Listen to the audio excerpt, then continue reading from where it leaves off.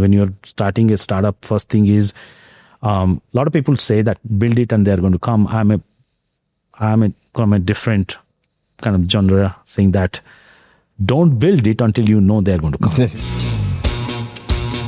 Welcome to the Know Your Ship podcast, presented by eHub. I'm your host, Frank Dolce. Well, thanks for being here. Absolutely. Rajeeb Mohapatra. If I say that incorrectly, please correct me. Mohapatra. I noticed in the spelling there's that extra A in there, and so I didn't know if it was if you say it or not. Yep. So Mohapatra. That's okay. That's very good. Perfect. Well, I don't know if it's perfect, but with Redefined Logistics, and this is a company that you started. Did you start this on your own? This is my own. Yeah. That's exciting. So I've been in startups in my past life, been entrepreneurial my entire life. Always at the same time, I worked with bigger corporations. Yeah. And always wanted to have something of my own that I run it, I build it, I run it. Mm-hmm. That's my nature, being a problem solver, being a builder. So this is the thing that's bootstrapped, ground up.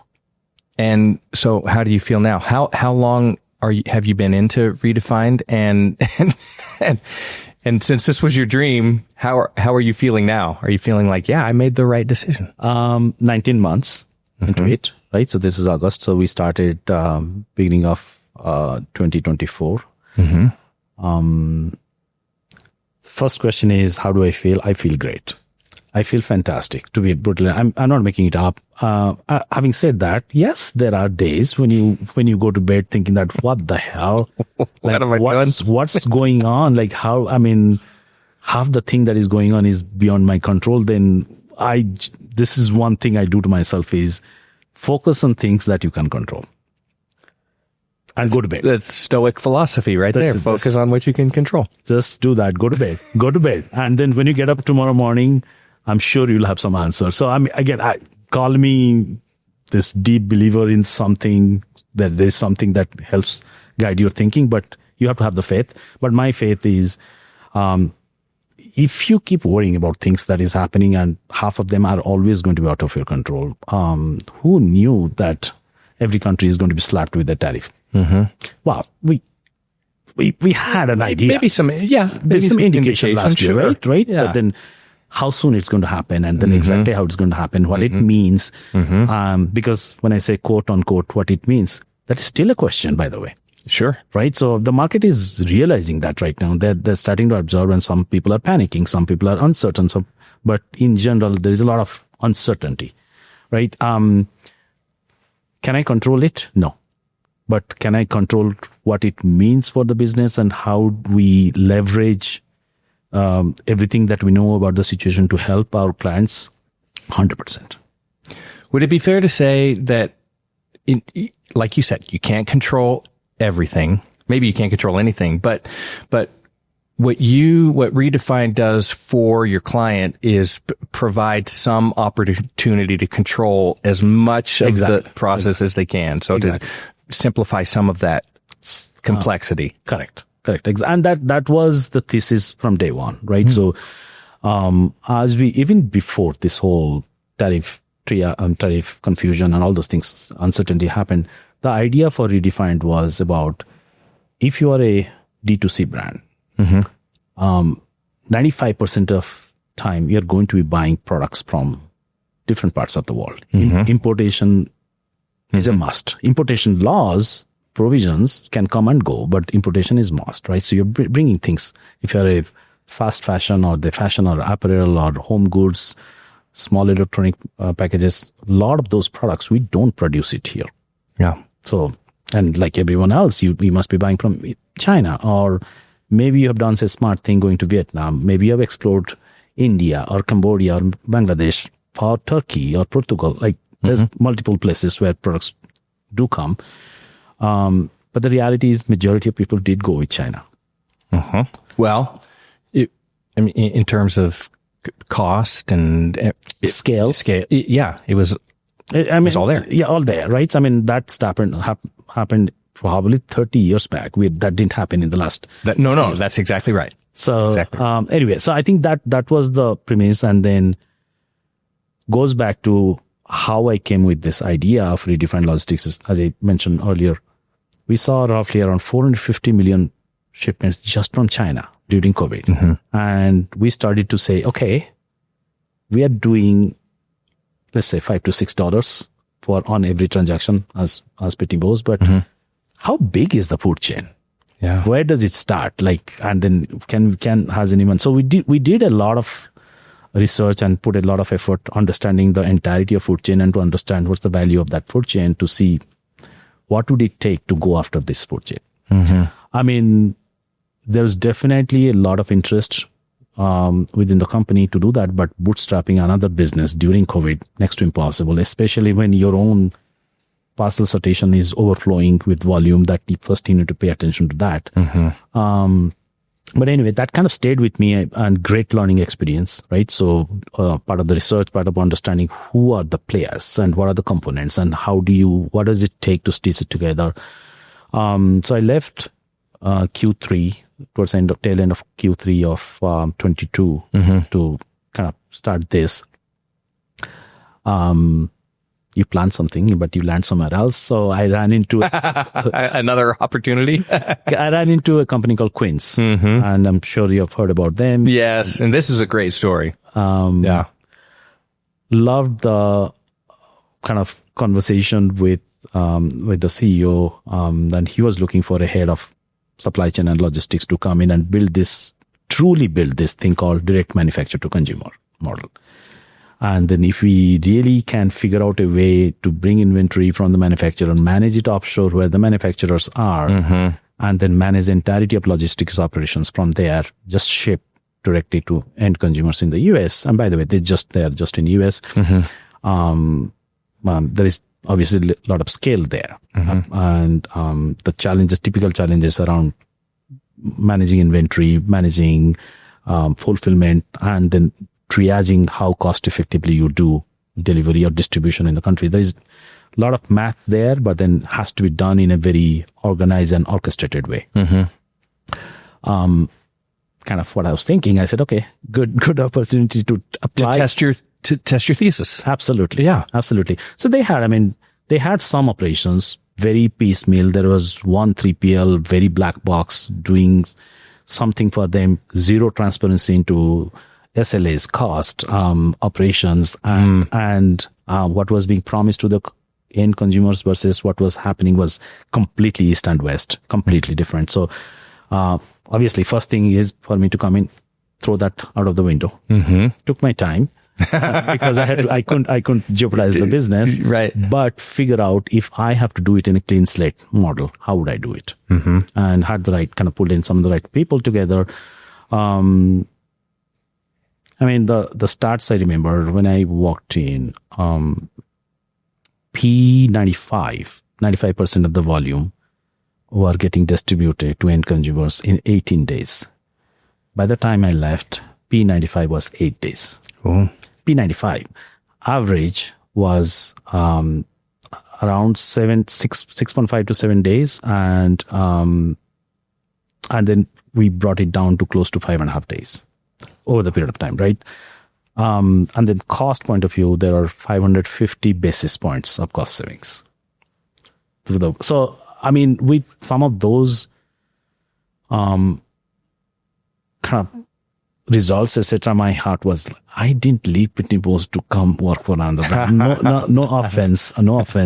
That conversation honestly was not an easy conversation with the CEO, saying that, listen, I need to go do what I want to do.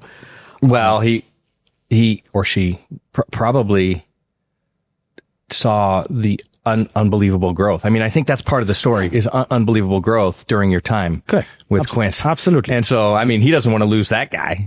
So, I mean, it was kind of an interesting conversation. Yeah. There is always this ask and need for how do we go down further? How do you go down further? Oh, right. So, I mean, sure. If I'm running the business, I would do the same thing as well, right? So there is no stopping. If I can, every bit of basis point I can squeeze out of my margin or cost, I'm going to do it. So, and absolutely, we have started kind of going in that direction. Obviously, a lot more needed to be done on the technology, because my focus was let's get the service components lined up, and with whatever technology you can build along the way. But I probably should have, if I had the time, would have done a lot more. But anyway, I mean, overall, what I really appreciated is got the opportunity to prove my thesis, got the opportunity to see what works, what does not work, and how do we kind of tweak it along the way and create the end-to-end experience. I mean, for me, that was, I put my 18 hours a day, build it, and the company absolutely benefits from it. As long as they keep it, don't break it, they're going to be good. They continue on that path. Absolutely. So you put in the foundation in place, and Quince is continuing in that. Are they? Oh, okay. So are they static, or are they continually growing, improving, and growing from the point you left it? When I left, the valuation was somewhere between 400 to 500 million. Valuation is $4.5 billion today. And the category of products they have added and the sourcing locations they have expanded, probably 10x year over year since then. Yeah. I mean, private company, don't know the exact revenue. Pretty confident, way more than $1 billion business. Wow. From a revenue point of view. Yeah. And they continue. Investors love them. I mean, they just raised another $200 million. Almost 650 million they have raised so far. Very successful company, very successful D2C story. And I carry it personally, like every time when I'm talking to brands in part of Redefined and they ask, how do I know this works? I say, buy from quince.com. Buy from quince.com. Yes. If you are in New York, more than likely you will get the point that you click your checkout button point to the point, under the point that you receive your order, probably 4 to 5 days. Wow. That's amazing. So that entirety, like every retailer says that our fulfillment is around, 48 to 60 hours, then another 3 days to deliver. But here, Quince is doing it, squeezing it all down into 4 to 5 days from click to porch. Yeah. So that's kind of what I brought in, to Redefined. But few things I was extremely kind of, my conviction was, I know what works, but there are few things that can be done differently and better. One was at that point, this evolution of a lot of agentic AI was still new, right? 18 months back. There is a lot more about Gen AI. Everyone is talking about that. My take was a lot of the decision modeling, a lot of the simulations, a lot of kind of what-ifing, designing of network, or designing of inventory forecasting, designing of how inventory is going to be placed in where, in how much, in what succession, all those complexities in global supply chain. We got to solve it through technology, can't be people-centric. That was my number one rule. And as I kind of started the company, first thing I wanted to make sure is we have the right technology staff. I understood how to do it. I got help with another ex-colleague. She came over as a CPO. Took me a little bit of convincing. Took me 6 months to get her on board, but then she did. I had a great co-founder also who is solid on operations, that I didn't have to run the sales and the strategy, but also worry about the operations. Someone. So that kind of synergy worked out great for us. So, and then the thing was, let's start building things. Let's go through a round of validation. So first 6 months, all we did was speak with different brands and then showcase our idea solution or whatever solution was ready, and then showcase the end-to-end model, focus more on what's in it for them. Yeah. Right. So, and the idea was we should be able to bring you at least 25% cost savings on your cost to solve, on your how you solve your customers. That's number one. And there has to be at least 2x to 3x cash flow benefit if you transition into this kind of model, right? So that, and then we did a ton of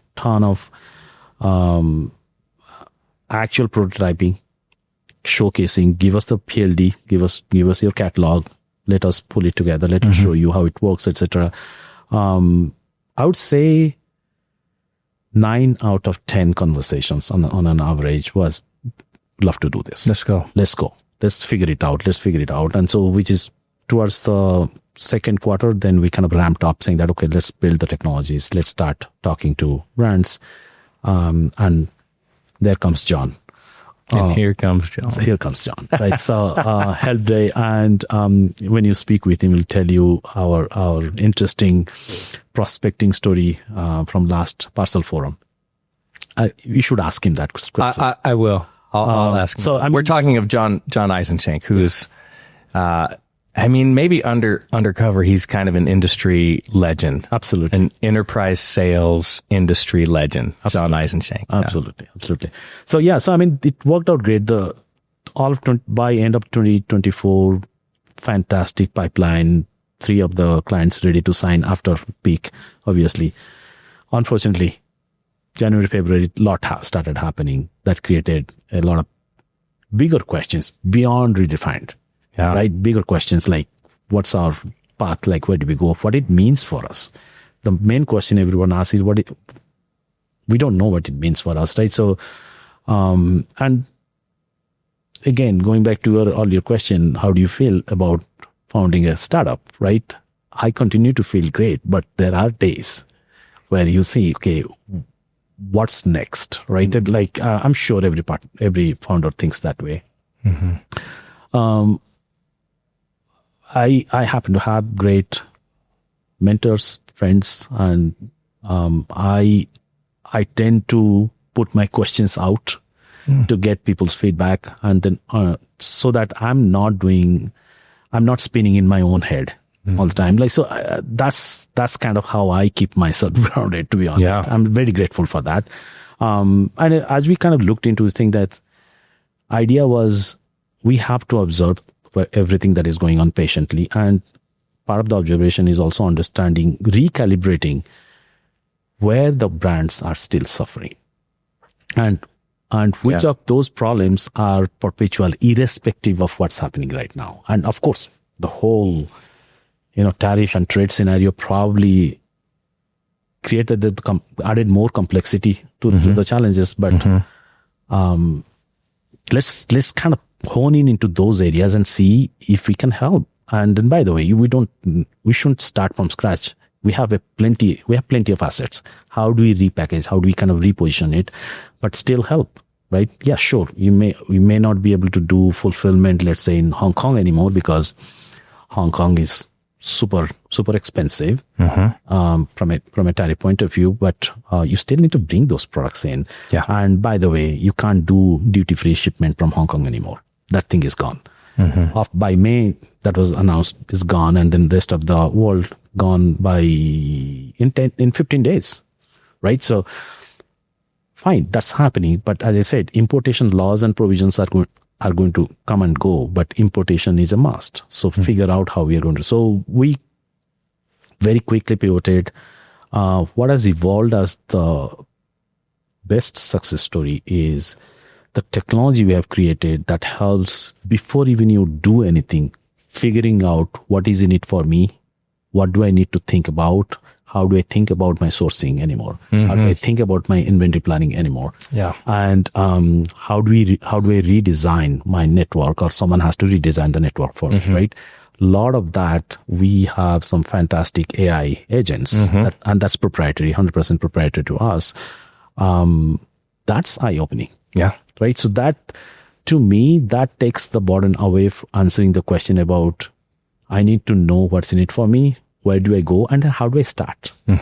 That's the first thing when I started talking to people, again, March, April, because I had to wait to understand what's happening between January to March. That was the thing.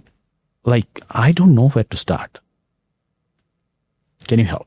Right. So we came back, and so we introduced a new agent called Tariff Triage. If you have been buying from China, you are very comfortable buying from China because you have known the manufacturers. They created things to your design, to your brand, very likely white labeled for you. But now what used to cost me $10 as an example, as a cost of the product, now it's going to cost me. At one point, it was going to cost me $26.50 if you remember, 165%. Yes, came down, right? Yeah. Then if you stack up all the different tariffs, it's probably going to cost me by May or June. It became it's probably going to cost me $15.50, $5 straight off out of my gross margin. That's a lot. What are my choices? So we created this model called tariff triage. You can have a conversation with the agent, or you can say that here is my catalog. Take my catalog and then recalibrate. Or here are my top 5 fastest selling or high selling SKUs. Or I want to bring in another category, men's fleece jacket or something like that. Right? So start with the conversation, and then it starts guides you to say that is it knitted? Is it cotton, polyester, mixed, right? So all those things, and then it tells you, okay, I think your tariff code is going to be this. By the way, do you want me to just show you options around the different parts of the world? Then it comes up with a comparison, right? That happens within minutes. Yeah. And it used to take days, more than days. And then it's not about the days or weeks. It's about, if you're a brand, that's not your forte. You are bringing a consultant to do that for you. Absolutely. And days, and well, there's probably the time aspect of it, but then also the accuracy. Yep. Of it, of making and that's the most important. Of making those decisions. So, okay, so I have a lot of questions following up this segment. Yep. One is, okay, so is the genesis of Redefined from your days at Pitney? Is that where you started coming up with this concept? I would say so. I mean, up until Pitney, lion's share of my focus was domestic e-commerce and retail. And I started getting into, prior to coming to Pitney, I was at Office Depot. I ran their B2B e-commerce for US and Canada. But again, in the context of domestic, right? So not so much shipping from US to some other countries, etc. And I came into Pitney to run the cross-border business or cross-border products and strategy, etc. I mean, I would definitely say the genesis of understanding the cross-border world, global trade, etc. And the explosion right in the pandemic and added up. All of those things. Okay, so that's interesting. You also mentioned that you should be able to find, I think you said 20 to 25% cost savings. Okay, where are you finding those savings? Like in which areas of the business are you finding opportunities for savings? Yeah, I mean, there is a pre-February story and there is a post-February story. Sure. Right? So, but then the numbers don't change, by the way. Before all of last year, when this whole provision was available called de minimis, like if you're shipping a order that is less than $800. I think here on your LinkedIn profile it says de minimis, rest in peace. I think there's something like that was. I mean, like, people were writing a lot about it. I said, "What? I mean, I don't think I'm going to add anything new. All I had to think is that rest in peace. Rest in peace. Yeah. Rest in peace. Yeah. Yeah. Funny. Thank you. You noticed. So yeah, I mean, that itself was helping on the full cost basis. That was definitely contributing the whole thing. And that's gone, right? So there's the switch today. Where do you find those savings? So here is where I see, right?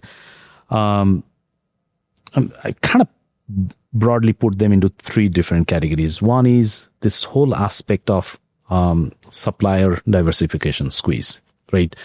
Or explosion, however you call it. You've been working with someone in China. Now that's 55%, may come down to 30%, may go up. Who knows? I mean, right? But then what are your alternatives? And if you do it on your own, by the way, I mean, transitions are not easy. Through the transitions, you're going to lose at least 10 to 15% during the transition period. But more importantly, getting into a point where quality of the products are exactly same is not going to be day one. Right? So, and that's that. And by the way, if I just average out the tariffs roughly you're going to pay 25% more. Right? And that kind of falls into the financial aspect of it. 25% more. And if you keep doing the traditional way of you're going to launch certain categories in February and then do your planning in January and then load up the containers, or first do the testing and then by April you know what you want, load up the containers, load up, and then that whole thing you're bringing inventory for the next 6 to 9 months. Typically they build 30 to 40% safety every time. That's a traditional just in case inventory planning. What happens if you don't sell? There is a slippery slope of markdowns. What happens if you don't have enough inventory and the category turns out to be a blockbuster? You have so many unhappy customers. Right. If you start adding it up percentage by percentage, just for just the inventory component itself, they for a general benchmark I would give is $50 million ARR D2C brand. Inventory is roughly around 10 to 15% of the revenue. And all these challenges of cash flow and then cost of capital to manage that much of inventory that we're still sitting in a warehouse that you're not selling, if you add up those things, roughly around $2 to $3 million. Right? So that's one component. Then the markdowns, then the customers that you lose and the margin flow through of that, if you add it, they get into at least 15 to 18% cost savings, right? There are other things. So we talked about impact of tariff. How do you deal with it? How do you deal with your inventory, your fulfillment, all those things? If I'm a D2C, I would love to hear someone say that you're wrong, but the observation of all the benchmarkings we have done, a D2C, mid-market D2C, dealing with 8 to 12 or 13 different suppliers. Suppliers are not just sourcing suppliers, also the carriers, right? Some of them probably have one or two if they got hit by UPS or FedEx or whoever, right? That there's great opportunity there. They're not triaging just because they had that carrier in the past.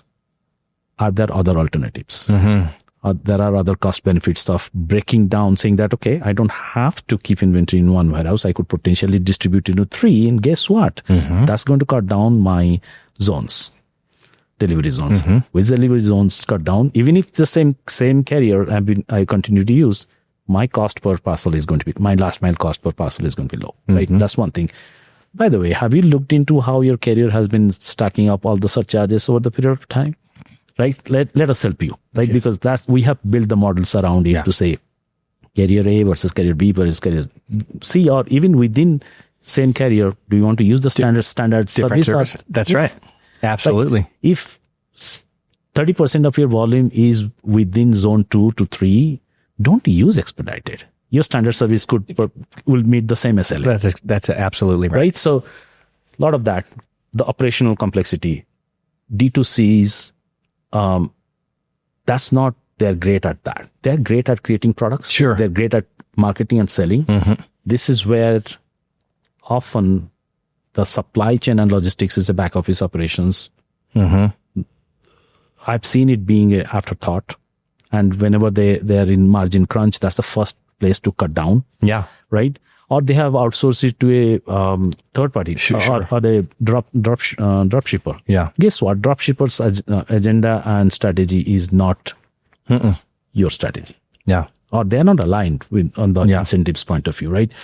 And then last but not least is, okay, because you are having problems, the way to solve the problems, you have always thrown bodies into it. Here are all the dashboards, all the data from 15, and then go figure it out, make sure that we are not breaking. But what is the cost of having 5 full-time bodies? I'm not saying that let them go, but the thing is, tomorrow, if you're introducing another 2 categories or you're getting into new segments, are you going to hire 5 more people? Yeah, right. Right? So if you look into those cost savings, it all adds up to 20 to 25%. Yeah. Well, and for a D2C, like, sometimes we walk into a situation. So we talk about carrier orchestration and trying to find all of those efficiencies that you're talking about at eHub. And a lot of times when you walk into a brand, a D2C, and they're building great product and they have a really nice customer base and they're probably making good margin and all that stuff. And it's almost like on the shipping side, if it's working, then don't touch it.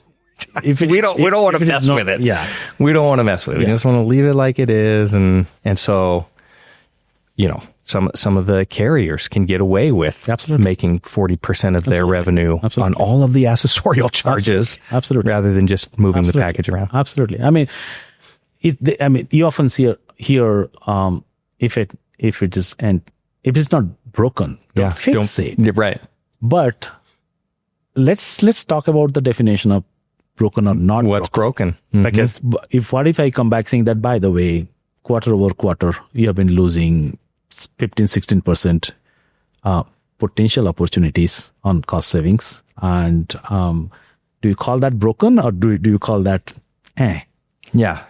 So, it's just kind of Right. So, right. I mean, this is where, yesterday spent a lot of time with the entire leadership team. Yes. I have to say, walking in, I was asked, Gene suggested, come over, spend some time with us, right? I had no idea what I'm going to expect. Of course, I did my understanding. I have known eHub. Sure. My first reaction is, definitely there is, if I take two circles, there is definitely an overlap, but thing is, together, there could be a fantastic story. Absolutely. Right? That's more than that. I truly appreciate what the team has done in this shipping triage. How the advanced thinking around it, and then how that before you make decisions on shipping, actually, how do you help the brands on the fulfillment side? Like that connection. We have done Redefined has done a lot of work on that, but then I could see the synergistic. But the thing that is mind blowing is the analytics. Absolutely. So that advanced analytics part, and goes back to my thesis of, to help someone, first you have to make them aware of what is and what is not. And your analytics is spot on. I mean, having those conversations around, have you ever considered not using this carrier for this particular segment of the country versus another carrier who can do better? And all those are data conversations. All those are intelligence and insight conversation. And that's, again, a lot of that I carry as a ethos of Redefined Logistics. And it was less of a demo yesterday from both sides. It was more of it turned into much more of a conversation about all of these things. Absolutely. And helping customers, first of all, like Redefined, customer focus first, helping customers make data-based decisions. Absolutely. Like those two things seem very powerful. Absolutely. One of the things that we talked about a little bit is, so the infrastructure, the infrastructure of China in the ability to produce goods at low cost. Where are there capabilities like that anywhere else in the world? So answer is, at a gross level, nowhere. I have to be careful.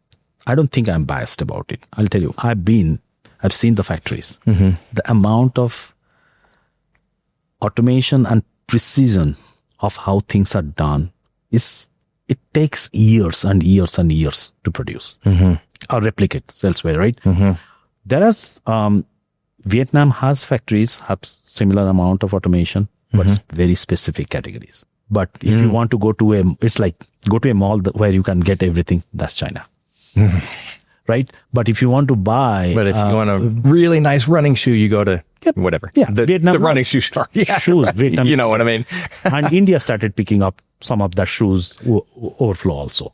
So I guess the question about that is if the infrastructure is kind of in this one place, but with what is happening in the market currently, do you see that spread of manufacturing occurring across the globe? Absolutely. I mean, I'm sure you have heard about China Plus One strategy that started 3-4 years back, right? So a lot of Chinese manufacturing also moved to Vietnam, Cambodia. India prides on building its own manufacturing, but a lot of know-how also came from China, right? And then each country also is figuring out what is our specialization list, right? So, and then rather than being great at everything, let's be great at certain categories. And that's what they're trying to do. Are they completely 100% going to disintermediate China? I don't see that happening if I'm a betting man, I would say in the 7 to 10 years. Mainly because of the infrastructure, the capital investment that has been made. So there is opportunity, though. Absolutely. There's opportunity. Absolutely. But it's going to take a while. It is going to take a while. And the change is not going away. Does that make sense? Yeah, you are spot on. I mean, the way I look at what just happened in the last 6 months is wake up call. Right? I mean, that's the best way for me to think about it. It's a wake up call, because if you were thinking, okay, this was like COVID happened and over, this is not over. Yeah. This is, if anything, this should tell, doesn't matter whether another country can produce the same products at the same scale, at the same precision. I'm still better off having some safety valves elsewhere. Sure. So I need to have, if I'm creating resiliency, like one of the tagline I was using for our conversation yesterday, supply chain, if you wanted to be resilient in your supply chain, the time was yesterday. But the next best time is today. That's right. Right? Yeah. So, I mean, if you really read it down, we have to think about it. What just happened caught many people by surprise. And you are kind of chasing your tail, figuring out, where do I go from here? Like, what are my options? And if you don't take actions, you'll find yourself when another big rally up changes happen in the next years. So, right? So, don't be there, get prepared. Sure. I think historically, the concept of tariffs and duties and taxes, you talked about this in a previous podcast that I listened to. I think that's fascinating. The thing that we should probably understand is that duties and taxes and tariffs, like those have been around for a long time, hundreds of years. I mean, you could say that duties and taxes were, the seminal event in the causation of the Revolutionary War in America. Like, absolutely. The Stamp Act and the tea tax and everything else. Absolutely. And I think you made this point. Other countries around the world have been dealing with this for a long time. If you're in the United States and you're shipping something somewhere else, that's just a fact of life. You have to deal with. There's a deal with it. Yeah. Absolutely. And so now it's reversing. It's reversing a little bit. Reversing. Definitely. I think the concept of, as you said, duties have always been there. And the fundamental economic principle of it is you want to protect your own production, manufacturing, or things that you're great at, by dutying other people who are producing the same thing if they want to sell it here. Right? Duties are really paid by someone who is buying, not necessarily someone who is selling, unless that seller also happens to be the buyer, right? They have a US entity or however they set it up, right? So that's a great provision, by the way, because it helps everyone being great at certain things and you collaborate. Yes. That's the way I looked at duties. But the meaning of duties, sanctions, embargoes have changed over the period of time, and it has seen more as punitive damage. Right. Yeah. Right. So what damage I can cause you by putting embargo on you. But whether it applies to you or not, because oftentimes you are producing certain products and then US has been a big consumer of it. And then if US is putting a lot of price, guess what? I'm going to go find out who else is going to buy it. Sure. That's what China did. Has done, not did. Has done, right? So I'm sure India is doing the same thing. Vietnam is doing the same thing. Other countries, Bangladesh is doing the same thing. Well, and it's not isolated to that. Like, I mean, just look at our world. Okay. So let's just take a carrier. Okay. And let's just say a carrier owns the market. A particular carrier owns the market in whatever, 3 to 5 pounds, small package. Yep. Okay. And then, that carrier says, well, we own the market. We can probably start instituting some more costs not on the consumer, on the shipper. And so, you know what?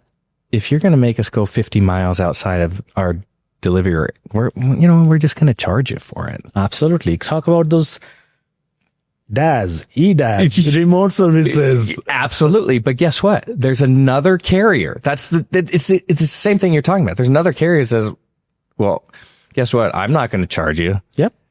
And I'll probably get it there in the same time frame. Yep. So, absolutely. So you just find like just what you said.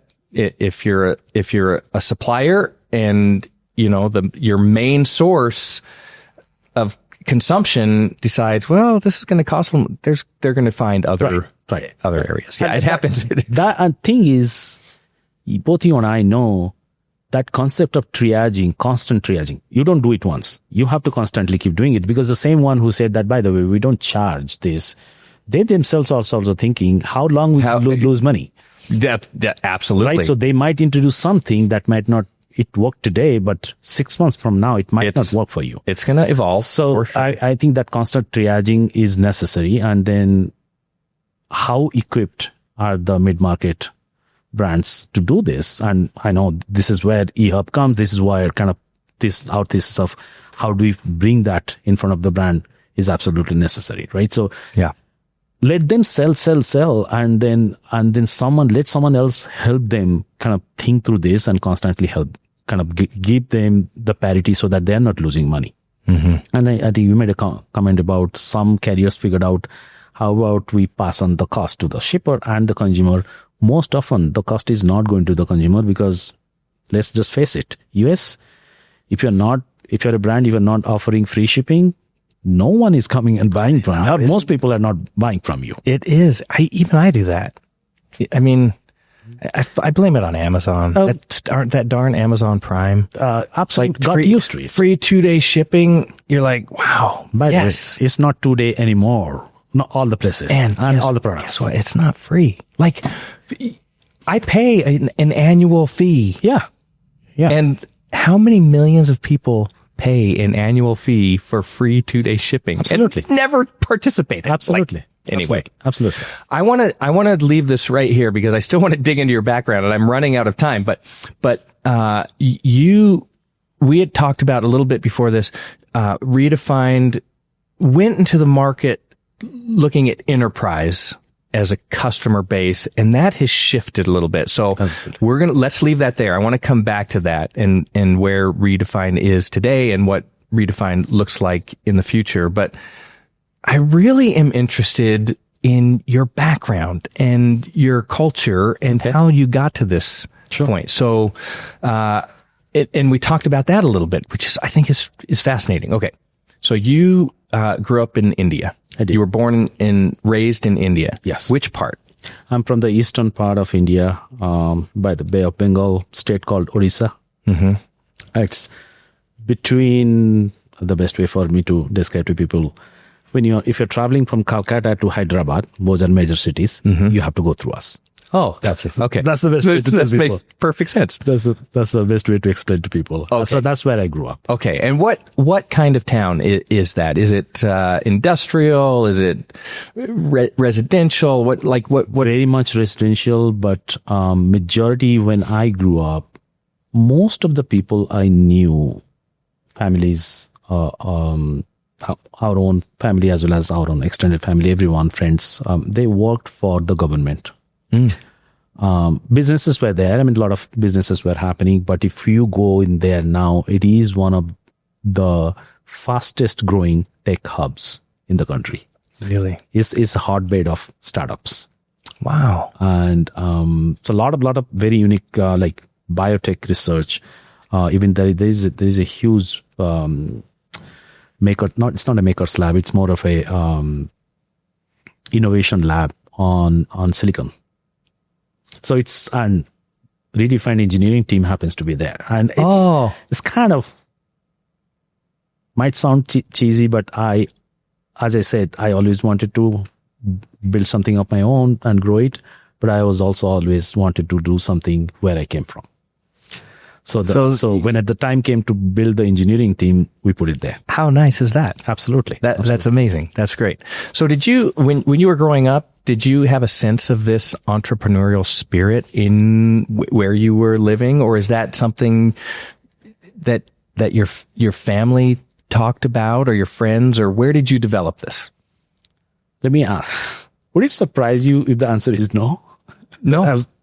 No. So, although, no, I don't think, again, when you grow up in a household where everyone works, Did you have a big family? Small family? Huge family. Okay. Huge family. I'm the youngest of 4 kids, but then we are not the only family. You live with grandparents, uncles, aunts, everyone in the same household. Oh, okay. Very traditional, even till date.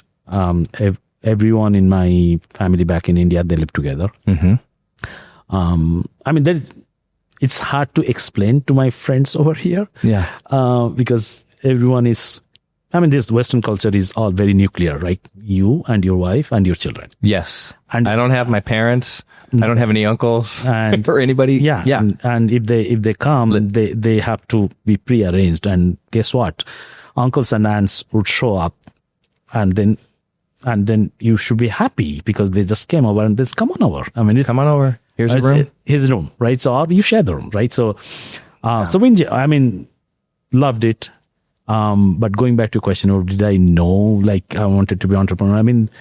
It was more about, getting guided. I call it guided life paths. Is guided, when you say guided, is that like being, is that being thoughtful about? I'm being thoughtful. No, a lot of times let's be open about it. A lot of time it's told, engineering is a good path for you. We don't have a doctor in the family. Yeah. So, and you're great at math. Engineering is the perfect one for you. So, truth to be told, I actually did a lot of work in fine arts. I used to paint, and I still have my brushes and everything. I don't paint in, but I spend a lot of time painting, sketching, etc. But but I was great at math and science.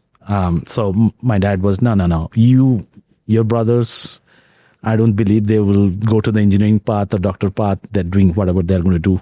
You're going to go to. You're the one. You're going to engineering school. Yeah. So you're going to study science, and you're going to do engineering. How did you feel about that? You were good at it. You were good at math. Yeah. And I didn't resent it or anything. It was, again, it's a family value matters a lot. Yeah. Family cultures matters a lot. And I'm not fighting with my dad saying that, no, I would love to go be a painter kind of thing. Again, a lot of things are handed down generation to generation to generation. Oh, painting, you don't make a lot of money. You're going to struggle a lot about. Yeah. Labor of love for sure. Right. That's kind of how it happened. But that training, that learning definitely became a foundation of what I'm doing right now. If you ask me 30, 40 years back, were you thinking of becoming an entrepreneur? I probably would have said, 40 years back, I would have said, no, I think I'm going to be a CTO or something somewhere. Yeah. Right. Technology somewhere. Yeah. But, so long story short, that foundation definitely helped me, but then things changed over the period of time. Okay. And, but, when your dad or when your parents or family said, hey, you look like an engineer to us, it feels like you didn't resent that necessarily. You didn't rebel against that. I didn't. Okay. Which I think is important. Instead you engaged and you participated in it and you gave your 100. Yeah. And I succeeded, right? So yes, I think I've seen conversations saying that you forced me to do this, and then I was not good at it. My failure is because of you. Yeah, kind of happens. I've seen it. To be brutally honest about it. In my case, I followed through the path. I mean, I didn't resent it, and the path was promising. I mean, as a pragmatic person, if I had become a painter, candidly, I'm questioning, would I have been that great a painter? I don't know. I never tried it. But I tried I went to computer science, and then I made something out of it and worked with some great companies, and that step by step opened up new doors for me. Sure. That's it. And extremely grateful. Extremely. Yeah. I'm not regretting what I didn't try. Yeah. But I would have regretted at the position I am, bootstrapping my own business and running billion-dollar businesses elsewhere when I work for other companies. That was because of the training or the education, and there is somewhere there the discipline. Yeah. I'm no qualm saying that discipline matters, focus matters, and when you are living in a big family, what you don't realize is you actually are learning good skills about problem solving. Resources are few, consumers are more. Yeah. And then you have to problem solve to get what you want. And multiple personalities in the same small space and managing and dealing with all of that. I mean, that's great training. Yeah, no, absolutely. As I said, no regrets, if anything, very grateful. And could I have enjoyed more independent in my own thinking? Who knows? Maybe, but then at the same time, different times. I mean, like, choices are not that abundant, right? So, I mean, I never had anyone in my family build a business. So what did I know about business? Sure. Right? Yeah. But my uncle was an engineer, so I knew what engineering is. So anyway, I don't know if that helps. It's super interesting. And so when you went through what we call high school and college in India, right. And then when did you come over to the United States? Is that heading over to Duke, or did you come prior? Duke later. Okay. So I did up to my master's in computer science in India. Worked there for a French public sector product company. And during that, there was an opportunity to come to Bay Area to help a client, and supposed to be 3 months. And how many years later? Yes, 30 plus. I stopped counting. And the joke is, I mean, I just make my own immigrant story. Like, I came with 2 suitcases. Yeah, sure. I had my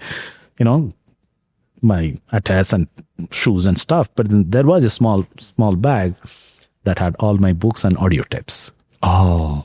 So I did, and then I told my mom when I was boarding the flight from Bangalore, I'll be back in 3 to 5 months. I'm not taking much. I had a scooter, actual Vespa scooter, left it in Bangalore. All my other things were in my apartment. My roommates were there. So, and the client, as I started working, we liked each other a lot, to a point they said, join us. So I stayed back.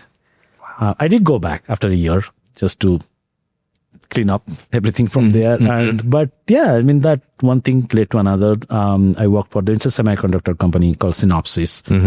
Now number 1 in the electronic design automation company in the world. I stayed with them, and at a point I realized I was hanging out a lot with the sales guys, because the product I was working on was licensing.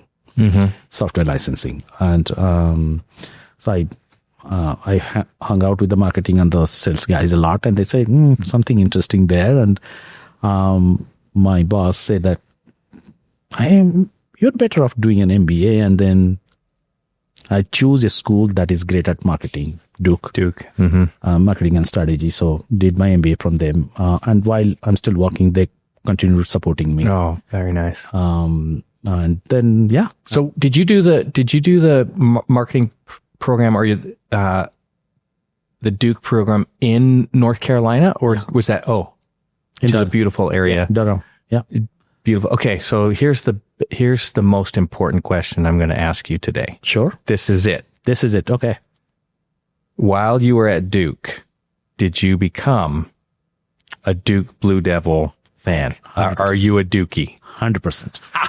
100%. And guess what?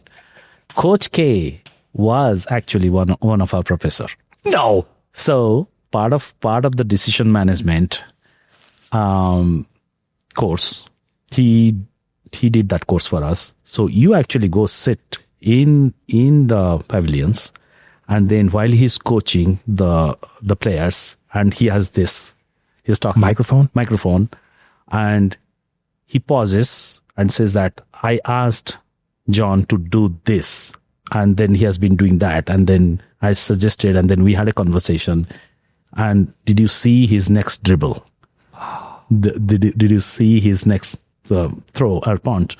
And it was very interactive. And we would ask the question, okay, what led you to go do that kind of thing? So Coach K actually taught us a course. And that's invaluable. I have to tell you, that's invaluable.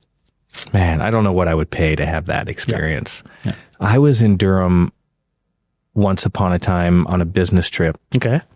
And I went to visit the Duke campus because it's Duke. You have to. Yeah. You have to. Yeah. So I went over to the basketball arena and then I tried they were having practice. I could hear it.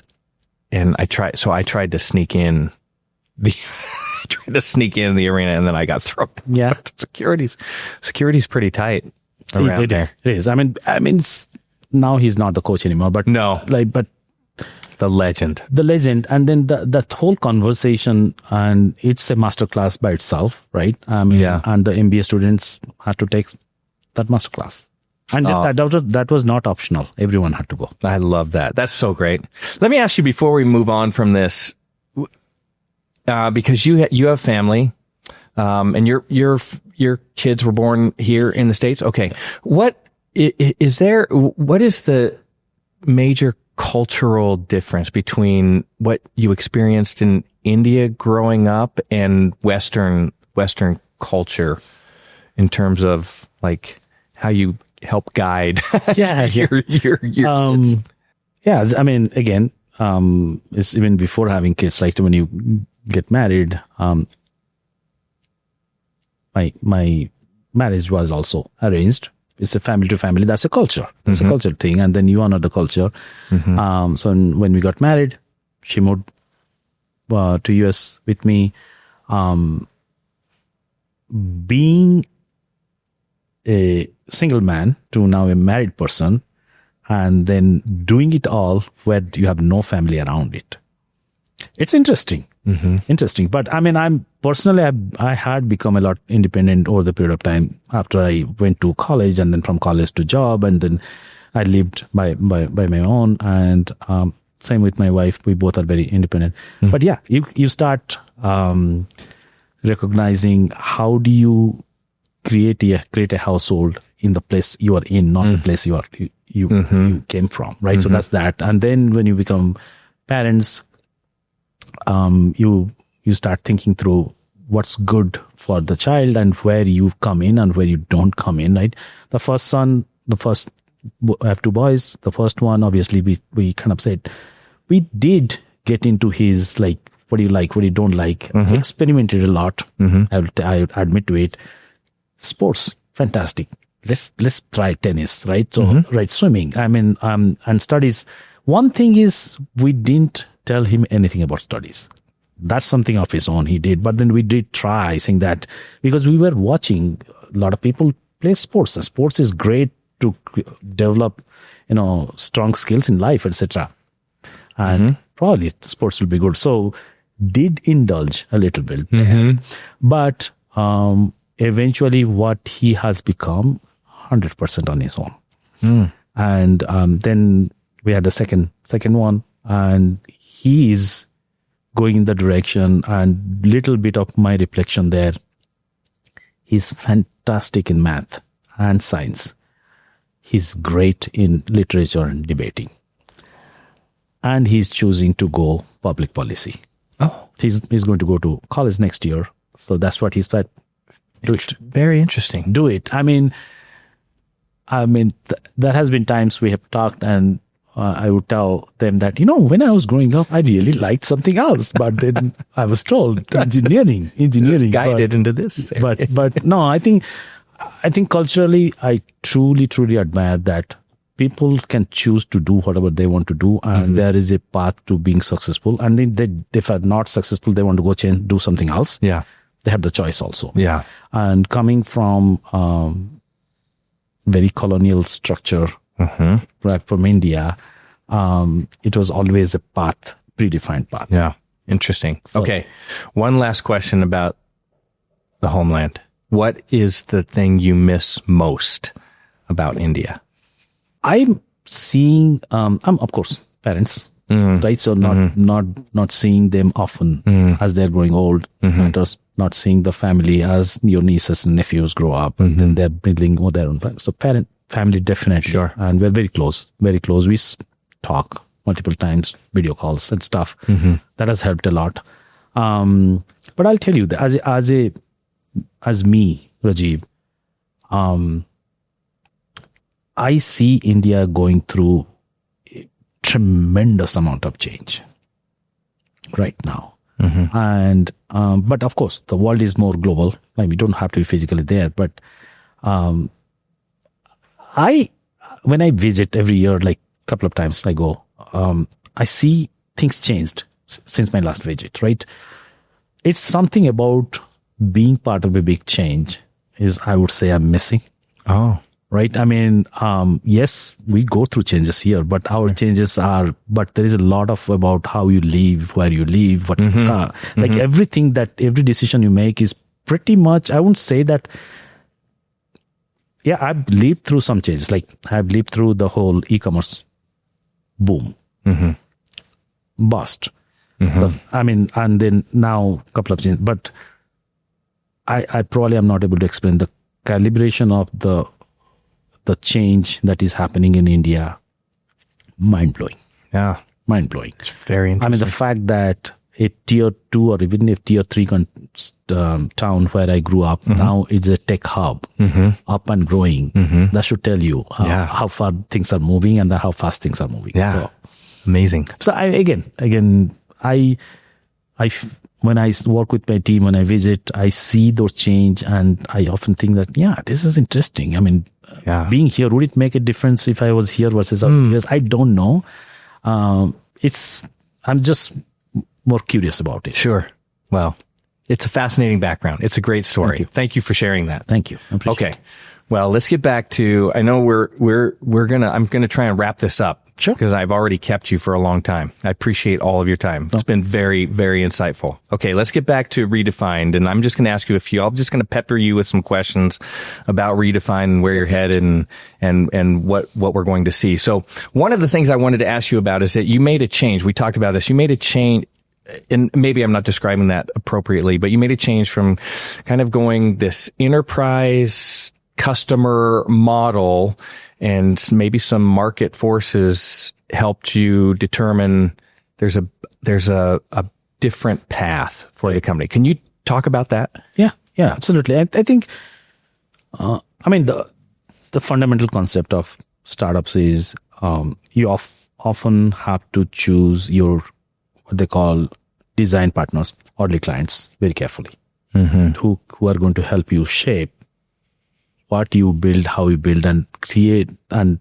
polish your value proposition, and then go to market fit or product market fit, etc. Right? So, and then when you're starting, you're not building a Salesforce team because you first want to have something to sell, and right. So that's a gradual. The year one, I'm talking about year one, which is last year. As we go in, and then I bring in my Rolodex, then John joins us middle of the year. He brings his own Rolodex, and then the people that we could convince that participate with us and help us kind of share this idea with you, and then see how we can prototype it with you, etc. Meaning they are my true initial design partners. They influenced the go-to-market strategy because they being the enterprise customers. But the solutioning we were doing was definitely keeping an idea for the future that the same solution, if we have to go after all the mid-market customer base, let's say on Shopify, what we're building should be a plugin. It has to be a plugin, right? The enterprise guys may not be using Shopify. Then they would need us to connect with their e-commerce platform where we are able to, it's an end-to-end, right? Inventory to delivery and everything in between. And there's a lot of data exchanges. And then we're driving their experience. We're also driving their underlying operations. A lot of it, we are running it ourselves through our warehouses, etc. All those things have to be API centric, etc. But Shopify has to be a plugin, right? Gotcha. But can't build two different technologies. But create that technology and solution so that as we shift gear from a go-to-market point of view, or extend our go-to-market approach and targeting the mid-market, we are not starting from scratch. We need to be able to sell what we already have. Right? So that was always the thought process, but in terms of the influence to focus on enterprise, this whole idea of design partners. Who are our design partners? Right? Sure. And then as things move in this year, funny thing, it's a natural shift that happened. And thank God, we did not have to build anything from scratch. We are selling what we had already built. But it is, if you ask me, the first customer that we onboarded, another interesting story, no one does it. We, being a startup, we have very little to lose. You have to take risks. And I won't say I'm a huge risk taker, but I do take quite a bit of risk. I'm good with that. Meaning, if I have a hunch, I can do my math to figure out overall right direction to go. Let's try it. If we fail, we fail. That's fine, but we try it. If you don't try it, we'll regret it, kind of thing, right? So I've taken risk. So there is this client. They sell robotics toys. One of their highest selling product is a robotics chessboard, meaning you play against the chessboard and the board moves its side by itself. You'll see it on your eyes, things moving, your pawn moving, your king moving, your queen moving, etc. Right? $450 a pop, heavy. They had manufacturing issues moving from China to India. And there's a SOS call towards the end of post-Thanksgiving. First week of December is when we kind of understood what they're trying to do. I had met with them, by the way, 4 or 5 months back when I was traveling in India. And they knew what we do. That was their kind of SOS call saying that, I don't think anyone can help us. You guys can help us. Not making it up. We landed them in 11 hours. Whoa. 11 hours. Simple thing. The app we had created, we created a private, we had originally deployed in Shopify. Then we had to pull it out because we got so much kind of unsolicited asks, meaningless. So we said, we're not built to deal with this much traffic this early. Pulled it out. So for these guys, it was a private app. Drop it in their Shopify store. Within microseconds, we had their entire catalog with their entire historical orders and any new orders showing up in our platform. Right? Then, and of course, then we arranged for their warehouse, our partner warehouse in New Delhi. The rest is history. Right? So again, thank God we had those things, and it was a matter of very creatively, very quickly package it together. And they were our first mid-market D2C brand. Gotcha. So how thoughtful, you probably already answered this, but how thoughtful were you in the beginning of building a platform that was robust enough to manage a scenario like that? Day one, you're not. No one can. Sure. Honestly, honestly, you have been working on a design concept for years. You're never going to be perfect day one. Never. So what we were good on day one was knowing what problems we're trying to solve. At least the very definition of the problem space was very clear to us. And earlier I mentioned about the whole feedback cycle. Like, so 6 months of roadshow and feedback and collecting, and then you perfect. At a point, you know that we have enough feedback to start working on engineering, on technology, etc. Right? So that started happening around, I would say, around April, May time period, halfway through our feedback tour. Are we perfect? I would say miles away from being perfect. Reason being, we have the critical mass. We have people are using it, they're successfully. But every time you meet a new client or meet a new partner, there's something. Like yesterday, my head was spinning after I left because I was already thinking. And this morning when I ran into Adam again, I said, I have a lot to talk. I mean, right? So every conversation to me is an idea generation thing. Some of it, you can see what you have done is immediately helping someone, and you can see that they may be thinking about it, and let's figure out who else needs that. Is it something we can offer? Then let's start thinking. Yeah. As you look back across, I know it's been 18 months. So as you look back across day one, where you said we're pretty clear about the problems we want to solve. What has been the biggest change in those 18 months? Are you still solving the same problems, or have you evolved into some of those things were really, we were really thoughtful and those are still applicable? Some of them we had to scrap or move on. It's all of it, right? So some of them still core part of the solution because the core remains, and that's something. Because I was extremely, I wanted to be extremely sure what should be the core. So that remained the same. And then we continued to polish it, and then starting to add more and more, extend the core. Some we have scrapped, like this whole de minimis thing. So the whole thing we built, the automated air freight management, the customs clearance, all those things as a individual order level is no more necessary. I mean, I shouldn't say no more necessary. The functionalities are going to be used, but it's no more going to be duty free. You have to calculate the duty and tariff on top of it, right? So we are going to reuse going forward. That's not a problem. But then the concept itself we have to throw out. We did create. We actually. Put a trademark on it, an idea called drop skip.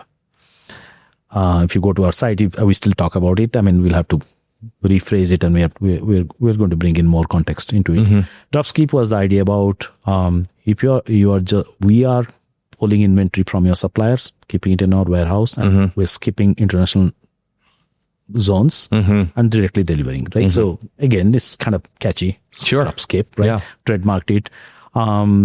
If you ask me what's the value of that, because the de minimis provision goes away, that value probably is less. But Drop-skip had an idea for a B2B concept, 100% there, right? So thing is, yes, we are going to drop the B2C angle, but we are bringing the B2B angle in. Yeah.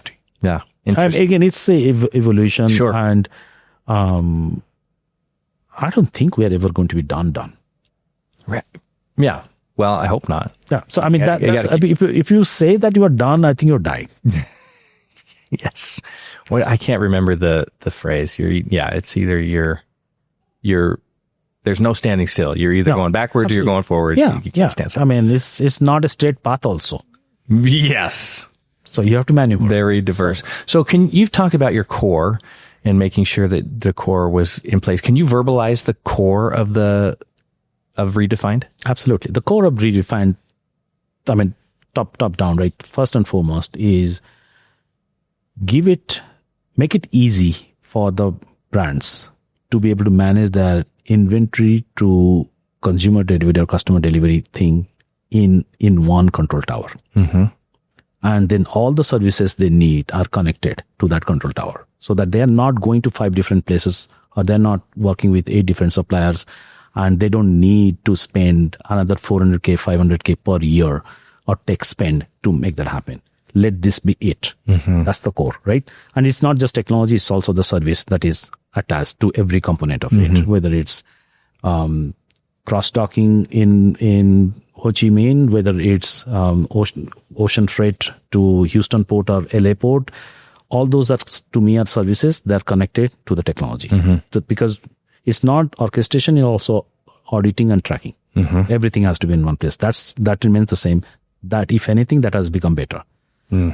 But the larger share of the focus has evolved in the last 6 months is about this. How do we help them through make sense of the uncertainty and take it as a wake-up call so that the change is going to be perpetual, and how do we keep them resilient? Yeah. That goes on top of the core layer. And part of that is newer avenues to cost savings and more value creation has come into picture, and that's going to evolve. So when you're thinking about a new, I'm just going to use the word module, but if you're thinking about a new module within the platform, you have to answer those questions. Absolutely. Okay. Absolutely. That's Is it creating value or not? I mean, there are a lot of things like people are saying that, why don't you become a duty calculator? That's a technology by itself. I said, there are 15 different companies I can pick who can do duty calculator for you. Right. I can use the data from them. Sure. Why should I recreate? You don't have to recreate it. Right. But giving a 360-degree view of your tariff situation, the whole tariff triage model, no one is doing it. Let's do it. I mean, going back to the core itself, I don't know who asked me, Rustin or someone asked me yesterday, I'm forgetting someone in the who does this end to end, like single control tower. And I said, I know I'm going to sound brass about it, but no one. We did. I mean, when we started the business, again, when you're starting a startup, first thing is, a lot of people say that build it and they're going to come. I'm from a different kind of genre, saying that don't build it until you know they're going to come. Yeah. Right. So, and then we did look across the board. Are there off-the-shelf solutions that we could use? We did not find any. Gotcha. So that's why I said that's a perfect core, because it does not exist. You could create it and you stick it, you continue to build on top of it. There is a business there. Yeah, absolutely. Over the last 18 months, as you're building your business and building your team, how critical has it been for you and for the company to find the right people, getting the right people on board? Extremely critical. Extremely, especially when you're a startup. Unfortunately, the margin of error is so low. Having the wrong person on the wrong role is going to bite you back, right? So when the time came, we knew enough to be done on the product side. I had the vision, I had the idea, the design concepts, etc. But someone had to make it work, right? The choice was, yeah, sure, I've run product organizations. I can do it, or I need a co-founder who is kick-ass in products. Let him or her come in and take ownership of this, right? Or them come in and then take ownership of this. So yeah, I mean, having Nita, who runs the product side of our business, was pivotal, right? And then Brian, who runs the operations side of Brian, happens to be a great resource who understands the procurement world very well.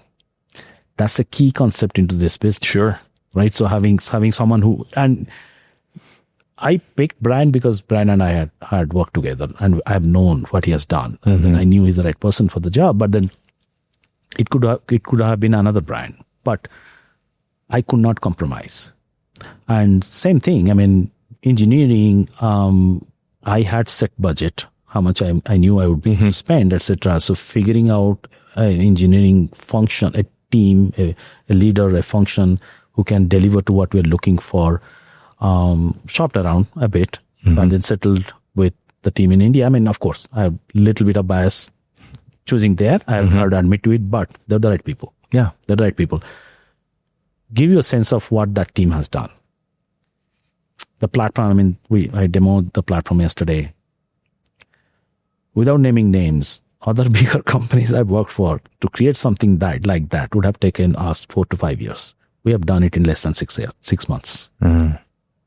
Having the right people absolutely matters. You cannot. Sure. That is a compromise I'll never going to make. Well, absolutely. I couldn't agree more. It's your most valuable resource, and having the right strategy. So people to execute the right strategy, and then you can diminish the time to creation. Absolutely. Just a couple more questions Yes. before I let you go. Okay. So in these last 18 months, what has been the biggest challenge or obstacle you've had to overcome? I would say overcoming. I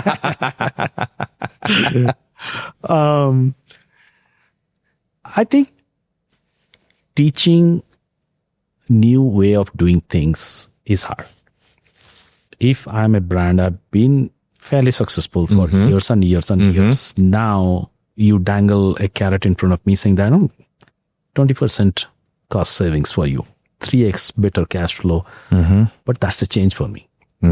Nobody likes change. No one likes change, right? So, Yeah. and then establishing the facts behind it and then telling why this change could be interesting for you and easing you into the change. As I said, that's pure change management 101, but in a different caliber altogether. That's definitely has been a challenge. I mean, the trade issues, sure, yeah. they're curveballs, but guess what? That's problem solving 101 for me. You have to think about it. I'm sure you'll come back with a solution. There is always a solution. I mean, sure, that problems probably not solvable. Then leave them. Yeah. Move on. Yeah. Move on. Work on the things you can control. Yeah, exactly. Okay. Last question. What are you excited about? What are you most optimistic about with Redefined? I think about it every day, and that keeps me going. That because what I again remind myself, we build this as a solution that there are endemic problems in supply chain, specifically in e-commerce, retail, mid-market, enterprises for that. They require to be solved. I'm not saying that we are the only ones solving those problems. There are other people, but those problems are worth solving because by habit, brands fall into the trap of not solving those problems again and again and again and again. And if there is something that we're able to do that naturally takes care of it, and the brands continue to build new products and continue to sell, and here something being naturally taken care of them, for them, that's worth solving. And knowing that we're solving something interesting, bigger than us, and also has a longer runway, gives me the optimism. I mean, I'll share the storyboard I built it for on the team yesterday. The whole question I posed is, what if there was a supply chain that was able to think? Because majority of supply chains, if you're working with a WMS, it's doing transactions. If you're working with a TMS, it's printing labels and then telling you what's the best label for you and then how it's going to go, right? Those are transactions, but who is going to create actions out of those transactions? That's the supply chain we have built. So it's giving the intelligence, creating the insights out of the intelligence, and creating the actions out of the intelligence. So as an example, don't just do inventory forecasting, feed it back to the when those inventory going to be reorder. What's the refill point? How much stocks are going to be?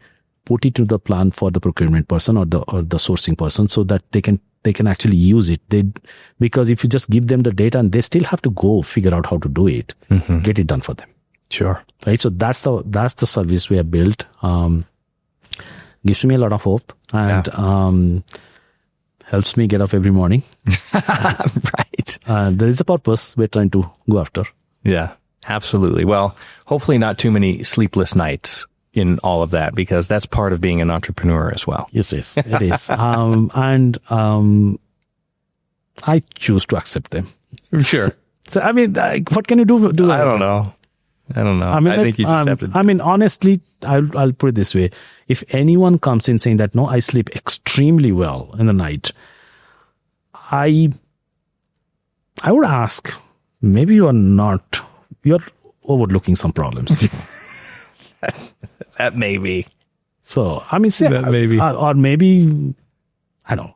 Oh, yeah. Maybe we're too concerned about the problems. Maybe we need to be a little bit less concerned about the problems. I don't know. So there are days I sleep well. There are days where I sleep well. Then there are days like, no, I've lot. There's a lot on your mind. There's a lot on your mind. Absolutely. Well, listen, You're building a fantastic company. You're off to a great start. We're very optimistic about the future, and we love the opportunity to work together. So absolutely, continued success, Rajeeb. Thank you for spending all of this time with us. Absolutely. I love your insights. Very, very beneficial. I'm sure all of our listeners are going to love it. Truly thankful for having me. And this is the great highlight of my trip to Salt Lake City. Well, I'm going to tell everybody that as well. Easy. I'll just share that. That's just between you and I. Okay. Thank you. Very good. Thank you. Come back and see us. Absolutely. Okay. Absolutely. We'll do. Thank you for listening to the Know Your Ship podcast presented by eHub. Don't forget to subscribe and leave a review.